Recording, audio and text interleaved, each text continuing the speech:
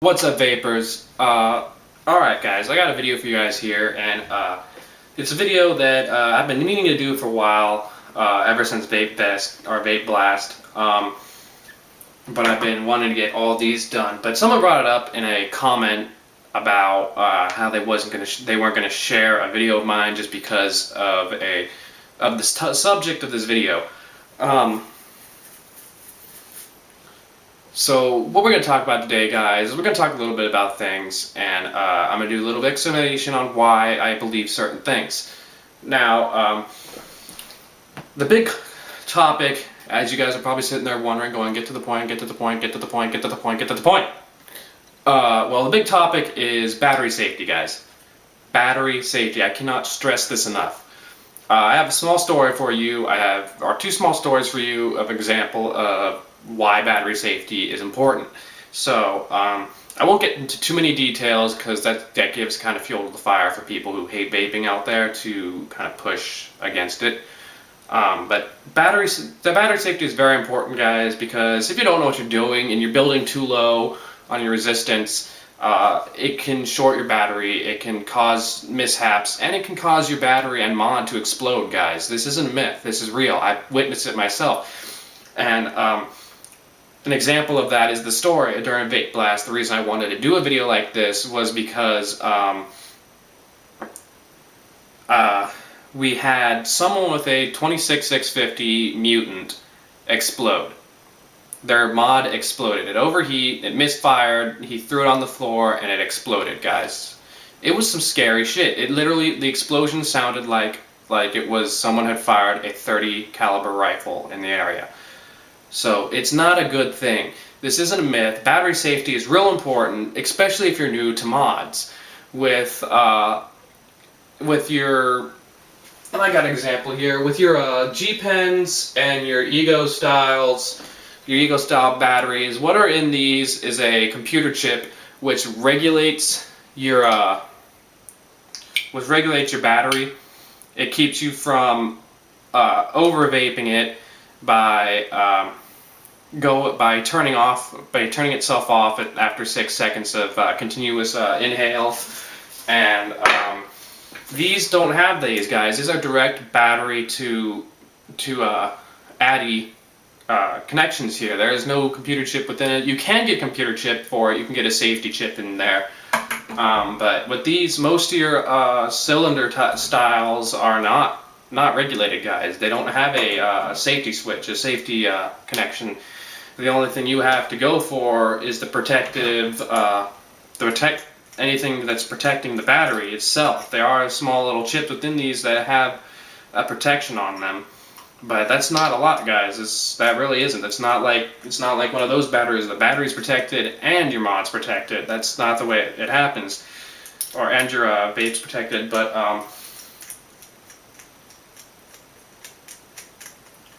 there we go. Like I said, and I lost my train of thought there, but like I said, battery safety is a real key issue, guys, because you don't need to get injured because you set your stuff low. So what I want to talk about is I want to talk Ohm's law for a second here. And I'm not the most well-informed person on Ohm's law. I can tell you that Ohm's law is basically your resistance. It's the resistance your coil gives to your battery when it comes to vaping. That's Ohm's law right there. And some batteries can handle a lower resistance and some can't. When you have something like an ultra-fire battery, you cannot use a coil that has a low ohms as you would if you had an MNKE battery or a Sony VTC4, 5, or 3, whatever you have, because those can handle a little bit more lower ohms. And by lower, I mean I'm talking we're getting under 1.0. We're going down to 0.2s, and the crazy ones that I've seen people do is the 0.09s to 1s, and that's getting a little crazy. And I don't even mess with those. I don't mess with super sub ohms. No, fuck that. I don't mess with those. See, my personal way is I don't go anywhere below a 0.5. Not 0.05, 0.5. I don't do that. I don't go anywhere below that. That's just my way of making sure that I'm safe, guys. And one of the guys brought it up into a video, a comment on one of my videos, my basic coil, and told me he wouldn't be able to share this because I wasn't showing ohms. And that the whole thing about not showing ohms was, for me, was because you're gonna do whatever you guys want to do with the coil. You're gonna either add wraps to it or make it smaller or larger, and that's going to change the ohms. Or even if you did exactly the same, if your coil, if you didn't tighten it enough or if you didn't pinch it enough, it's still going to have a different ohms from what I build. No matter what it is, it's never going to be the same ohms unless you do it exactly, and I mean exactly the same, which is really hard when you're just looking at it through a video. So from now on, and when I build my own coils, I don't have an ohm reader for myself. I actually borrow one of my friend's ohm readers, and it's just one of the ohm readers that have little prongs things. You connect a prong to there, and you connect a prong to here, and it reads it out, and it's kind of... So, I'm tripping over my words here, and I'm losing breath. So, what I'm going to do for my future coil build videos is I'm going to get an ohms reader, and I'm going to show you the ohms that the coils I will give. I won't show you the size because you guys are going to tweak it, like I said. I'm not going to show you the drill bit size, but I'm going to show you whether it's what I have built is a safe coil, in my opinion, or not. Like I said, I don't go below 0.5, so you're not going to see anything crazy. And some of the people I've talked to say they build they build sub-ohms and super sub-ohms because it gives more vapor. That is not always the case, guys. I have gone up with a coil, a Canthal coil build at, I believe it was a 1.8. That's 1.8, guys. And beaten people with 1.0s to 0.5s and 0.2 sometimes, and I've beaten them out with cloud competitions. As for the vape competition that was during Vape Blast, I'm not sure what the ohms were. I know one guy was rocking a 0.9 ohm, and like I said, he was doing pretty good.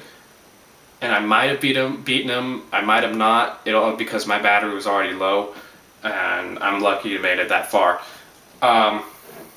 So, like I said, you can it's not about the ohms that make you have bigger clouds for you cloud chasers there who want to argue with me about the lower ohms. I can tell you it's about, and I'm not going to go too much into this, it's about your surface area, which means the longer, the length of all your coils together, and your heat, meaning how hot it gets. And yes, lower ohm coils do get hotter and heat up faster, but you can still get really hot at a nice heat up pace with a better surfaced area coil. And then you have your airflow, and what I mean by that is you have airflow, your little holes. And I'm going to do a review on this one, by the way. This is the Helios. I've drilled little holes into it, and I should probably stop pre-drilling before videos like that, but I just couldn't stand we'll get into that later. So it's all about those three things: surface area, heat, and airflow. It's not about your ohms. The only thing you should really concern yourself with your ohms is if it's a build that's too low for the battery you have.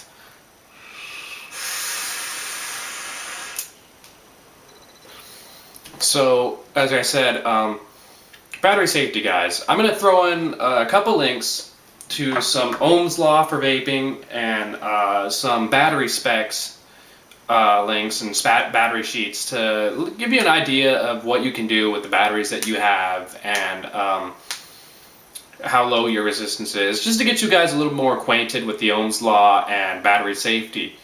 I want to do this. I should have done this from the beginning of my channel, and I didn't, and I'm getting into it now because I want to take a break from this. I'm going to be doing 2 more videos today. I'm going to be doing some boosted with this juice and some Mad Alchemist juice reviews, guys. But first I wanted to stop and talk about battery safety because it's a key issue right now. Like I said, there's been a couple stories you'll hear about exploding batteries, and that's not good. So, like I said, I want you guys to read up on the links that I'll be posting into the description. I guess until next time, or until my next video, remember the vape safe, check your ohms, read up on your battery safety, and subscribe, follow me on Twitter, check out my Facebook page and like it. I guess until next video, peace.